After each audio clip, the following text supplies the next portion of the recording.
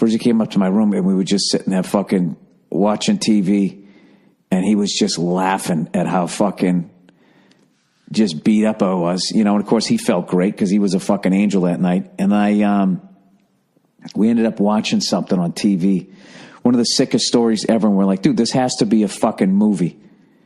And of course in the end they said that they were going to turn it into a movie. It was basically about this guy, right? It was this fucking show about serial killers. So, of course, we're going to watch it, right? And I'm sitting there eating a fucking burger, you know, just trying to, you know, grease always fucking offsets the fucking alcohol. It's awful. I'm out of shape again, guys. That's what I'm trying to say. So we're watching this thing about fucking serial killers. And the whole time they're talking about this drug dealer kid. And we're like, how the fuck does this... And they keep showing this serial killer guy. It's like, and they're showing the drug dealer older, you know, and not in jail and all that shit, going, what the fuck happened?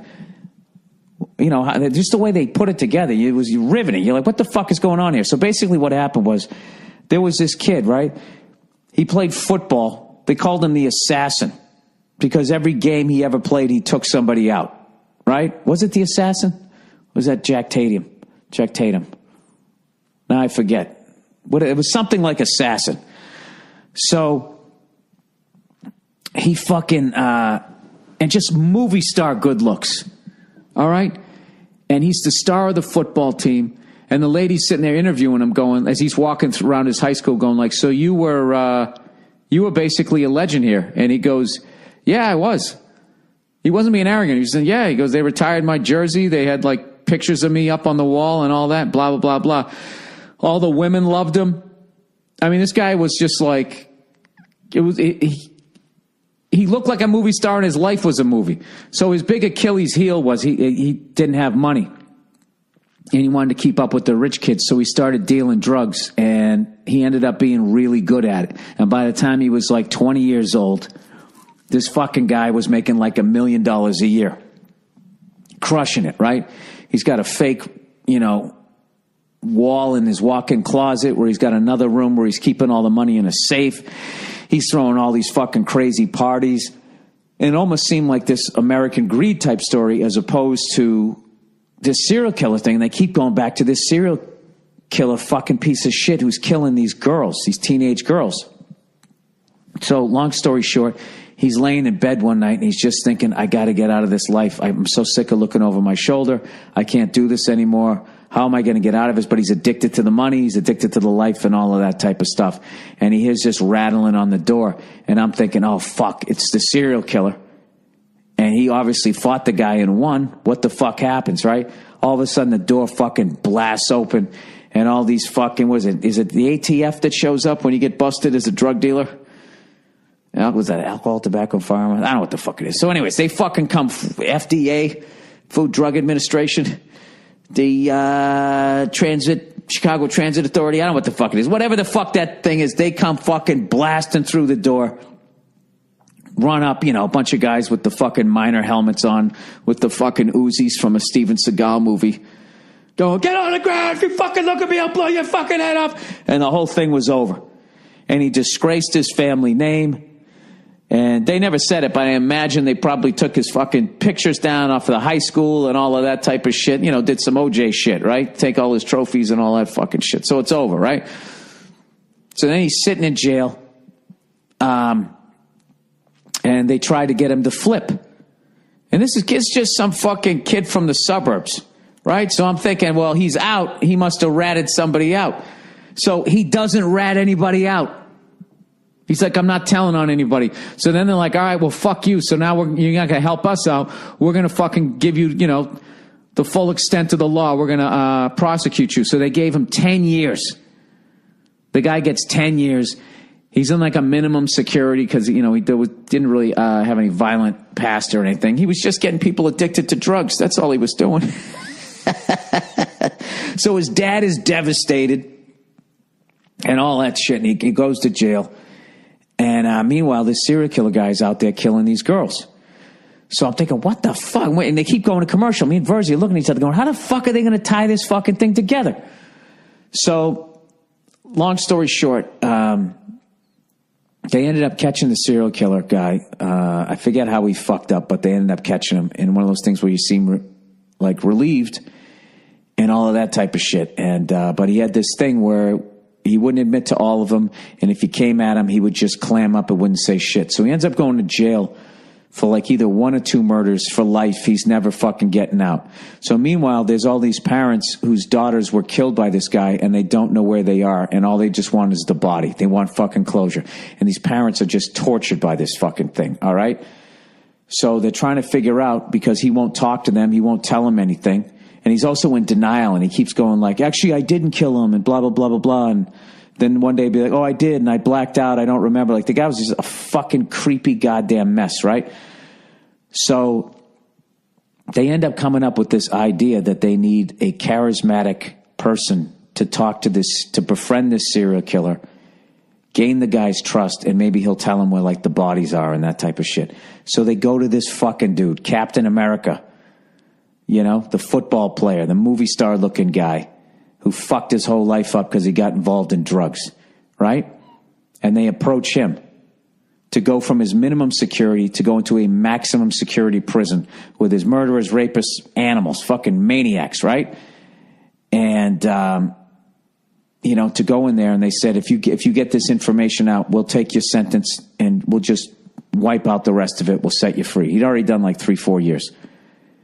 So meanwhile, Captain America's dad had a series of strokes, and was basically going to die. And he had to go see him. I mean, it's like a fucking movie. So he goes, all right, fuck it. I'll do it. But I want it in writing that you're definitely going to let me go. So they say, yeah. So they go, all right. He goes, they go, here's the deal. We don't want you to approach him for at least 6 months. Because he's very cagey, and if you fucking, come at the guy the wrong way, he just fucking walls himself off, and that's it. All right? So this kid he goes in, he goes, fine, cool, and he walks in there. He's like, I don't have 6 months. My dad's going to die. Within the first 2 months, first 2 hours, he goes into the fucking jail, and he fucking, on purpose, accidentally bumps into the guy. And then he immediately apologizes. He goes, oh, I'm sorry about that, buddy. I didn't see you standing there. Hey, he goes, I'm new here. Do you know where the library is? And the guy tells him where the library is, and he goes, thanks, man. And he said something to the effect of, yeah, you're a good guy. Gives him a little slap on the shoulder. That's it. And goes to the fucking library. And they set it up where his cell was right across the hall from the other guy. And he says to him, he goes, hey, man, he runs into him again. Hey, where you staying? Blah, blah. He goes, oh, that's crazy, man. You want him right across. And he said, oh, it's good to be with a good guy like you, blah, blah, blah. Right across from each other. And he goes, so then fucking the serial killer guy, one day he goes, hey, you want to get lunch with me and my friends? And at this point, me and Verzi were fucking laughing our balls off, going this kind of social shit happens in prison? Hey, some friends of mine, gonna have some other murderers and serial killers. We're gonna get some, a frap and a fucking rap or something. You want to come down? Just kind of hang out. I'll meet you down in the commissary, right? You always think it's all just getting shanked and trying not to get raped, right? So he goes, yeah, cool. So long story, he gains this guy's fucking confidence. And one time he actually goes in and he sees the guy. He's got a map with all these red dots on it and all that shit. And he's trying to get to it and blah, blah, blah. So the guy starts opening up and he finally ends up telling him this fucking stories of all the women that he killed and all of that shit. And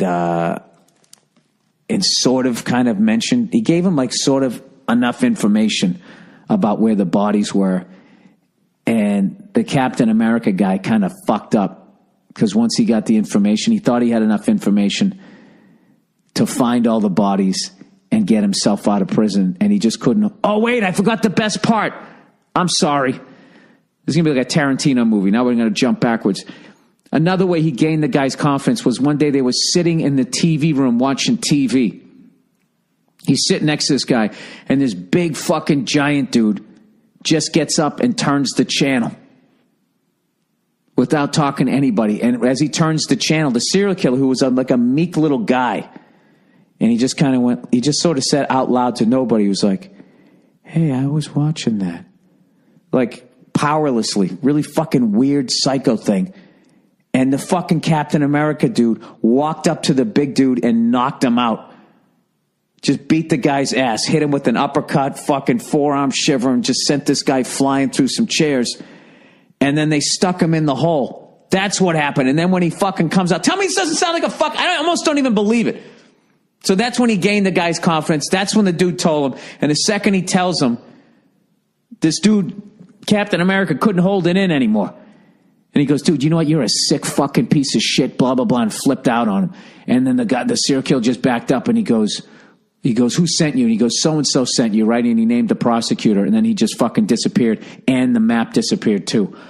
So then it's like they didn't get the map. So there was a thing, we don't know where the fucking bodies still are, blah, blah, blah, blah, blah. But you got him to admit to these fucking murders. So we know that the women are at least dead, blah, blah. Basically, in the end, he did enough where he got out.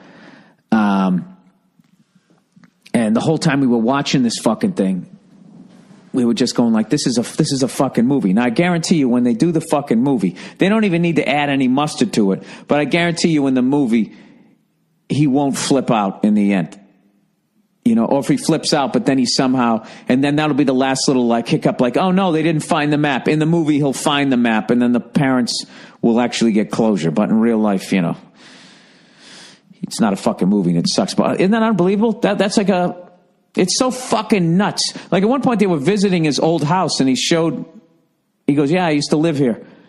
I had all these cars. I threw like a fucking 20 kegger here one night, and he goes up into the room and he shows the secret place where his safe is. And you know, one of those Fort Knox fucking things. It's just, I don't know, man. It was fucking, an incredible story. Whatever. I know half of it. I'm fucking glorifying a goddamn drug dealer, right? Isn't that what I'm doing? And in the end, I know you guys wanted a happy ending. There wasn't a happy ending because he kind of screwed it up in the end. But they still let him go, though, which is sort of odd, right?